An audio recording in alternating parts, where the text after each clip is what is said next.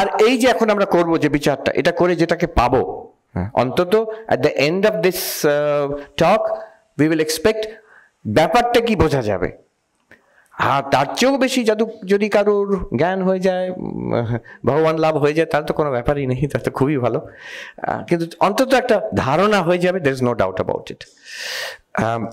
এই যেটার বিষয়ে ধারণা হবে, যেটা বিচার করব, এইটা আর ইষ্টদেব গুরুদেব যেটা বলে দিয়েছেন, মন্ত্র আর ইষ্ট দেবতা দুটি কিন্তু এক, এটা জেনে নেওয়া দরকার, নাহলে কনফিউশন হয়। যে মনে হচ্ছে যেন আমরা যে ঠাকুর মার কথা পড়ি, ভক্তির কথা পড়ি, এবং গুরুদেব মন্ত্র দিয়েছেন, ইষ্ট দেবতা নির্দিষ্ট করে দিয়েছেন, জপধ্যানের পদ্ধতি বলে দিয়েছেন, সেটা একটা ধারা, আর এইগুলো হচ্ছে আরেকটা ধারা মনে হয়, দু রকম। হ্যাঁ, ওটা একটা মেনে নেওয়ার ব্যাপার, এটা একটা জেনে নেওয়ার ব্যাপার, কিন্তু দুটি এক। ঠাকুর বলেছেন যে যার ইষ্ট সে তার আত্মা। আমি নির্মুক্তানন্দজি মহারাজ ছিলেন, উপেন মহারাজ, মহাপুরুষ মহারাজের শিষ্য, উনি অখণ্ডানন্দ মহারাজকে সেবা করেছেন, শেষের দিকে মঠে থাকতেন, 100 বছরের ওপরে বয়স হয়েছিল। তো তাকে আমি মায়ের মন্দিরের কাছে একবার প্রশ্ন করেছিলাম, মহারাজ এইসব বইতে যা পড়ি, আমরা বেদান্ত পড়ছি, তো এতে মনে হয় আত্মার অনুসন্ধান, আমি কে, হ্যাঁ শরীর নই, মন নই, এসব করে। আরেকটা হচ্ছে আমাদের গুরুদেব যা বলে দিয়েছেন, ইষ্টদেব, ইষ্টমন্ত্র, জপ ধ্যান করবে, ভক্তি বিশ্বাস করবে, ওটা যেন আরেকটা মনে হয়। তো কিন্তু দুটো আলাদা, দুটো কি আমি জানি দুটো আলাদা নয়, কিন্তু how will I relate the two? তখন উনি আমাকে বললেন, তুমি শোনোনি, তুমি পড়নি, ঠাকুর গঙ্গাধর মহারাজ অখণ্ডানন্দজিকে কি বলেছিলেন? যে যার ইষ্ট সে তার আত্মা। তুমি নাম রূপ ধরে ভক্তি দিয়ে, এটা আমি ব্যাখ্যা করছি, উনি এত বলেননি, নাম রূপ ধরে ভক্তি দিয়ে, মনঃসংযোগ দিয়ে মন্ত্রটাকে আবৃত্তি করে যেখানে ধ্যান করছো, সেটা যে জিনিস, সেটাকে বিচার করে যে শুদ্ধ চৈতন্যতে পৌঁছাবে, একই জিনিস, বস্তু এক। ঠাকুরের কথা আরো সোজা, তুমি পিঠেটাকে এইভাবে করে খেলে আর আড় করে খেলে একই জিনিস খাওয়া হচ্ছে। অতএব কারো চিন্তা হওয়া উচিত নয় যে আমার সাধনে কোনো গোলমাল হয়ে যাবে কিনা। যদি এই বিচার করা হয় খুব ভালো, আর জপ ধ্যান করা হয় খুব ভালো, দুটো যদি একসঙ্গে করা হয় খুব ভালো, একই সময় নয়, আলাদা সময়, কিন্তু খুব ভালো এটা। এখন বেদান্তের অনেক বই আমরা জানি। বেদান্ত মানে কি? বেদান্ত নাম উপনিষদ প্রমাণম, the source of Vedanta is Upanishad. উপনিষদের উপরে আধার করে বই আছে ব্রহ্মসূত্র, তার উপরে আধার করে আবার ভগবত গীতা, সব একটি বই যদি পড়তে হয় তাহলে গীতা, সমগ্র উপনিষদের সার সেখানে আছে। এবার বিভিন্ন আচার্যরা এসে বিভিন্ন রকম ভাষ্য লিখেছেন। শঙ্করাচার্যের ভাষ্য হচ্ছে অদ্বৈত বেদান্তের ভিত, ফাউন্ডেশন। তার উপরে আধার করে শঙ্করাচার্য এবং তার পরবর্তীকালে অনেকেই অনেক গ্রন্থ লিখেছেন, প্রকরণ গ্রন্থ। তার মধ্যে একটি বিখ্যাত এবং প্রিটি ওল্ড, প্রাচীন বলা যেতে পারে, এই গ্রন্থ দৃগ্দৃশ্য বিবেক, এর অন্য নাম হচ্ছে বাক্যসুধা। দৃগ্দৃশ্য বিবেক। আর এটা I am very happy to see, very pleasing to see that উদ্বোধন থেকে এটা আবার পুনর্প্রকাশিত হলো। এরকম ওরা একটা ইনিশিয়েটিভ নিয়েছেন যে প্রাচীন গ্রন্থ, বিশেষ করে প্রাচীন যারা পণ্ডিতগণ ছিলেন, সাধকগণ ছিলেন, তাদের সেই সংস্কৃততে লেখা টিকা যেগুলো আর পাওয়া যেত না, কিংবা কোথাও কোনো লাইব্রেরিতে একটু ছেঁড়া একটি কপি পড়ে আছে, সেটাকে সুন্দরভাবে এইভাবে তারা প্রকাশিত করছেন।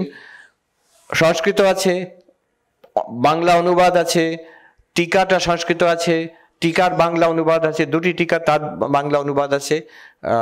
তো এই ভেরি ভ্যালুয়েবল ওয়ার্ক। আর এই ক্রমে আরো অন্য বই যেগুলো হয়তো লুপ্ত হয়ে যেত, এটাকে বাঁচিয়ে রাখা হবে, আর for generations to come again this will be available. এই বইটি ছোট্ট বই, তার মধ্যে the reason why I prefer it is, এখন আজকের যুগের ভাষায় ইটস এ হ্যাপেনিং বুক। হ্যাঁ, যে খুব ইমিডিয়েটলি কোনো তার গৌরচন্দ্রিকা নেই, go straight to the topic. যেটা ফার্স্ট শ্লোক, the first verse is the most important verse. আজকে যদি ওই একটি শ্লোক আমরা বুঝে নিই, হয়ে গেল। That's the most important thing to take away from this entire book. তারপরে যা আছে সব এটারই ডেভেলপমেন্ট আর কি। So we will do the first verse.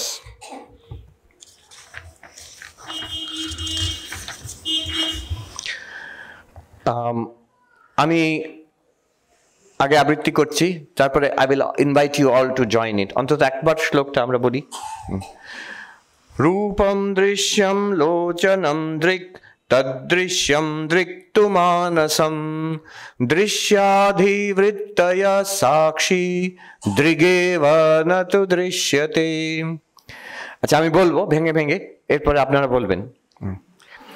Rupam Drishyam লোচনম Drik তদৃশ্যম দৃক্তু মানসম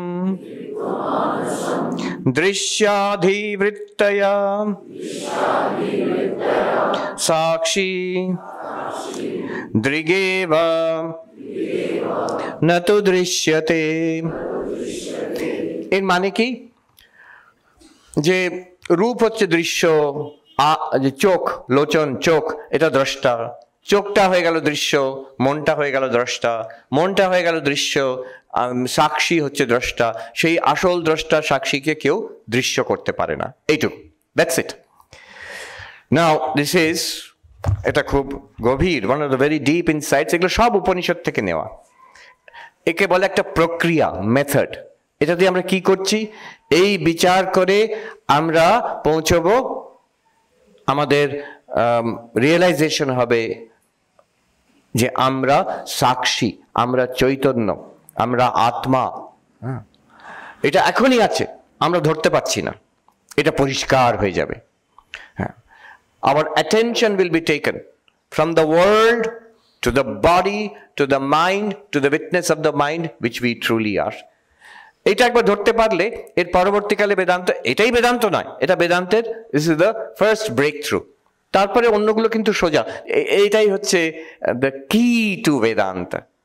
এটা একবার ধরতে পারলে বা এর পরে যা বেদান্তে যা আছে, বিকামস জাস্ট একটু বিবৃতি মাত্র, ডেভেলপমেন্ট মাত্র, এলাবোরেশন মাত্র। ডিপার, মোর profound things are there. So let us just see what it says.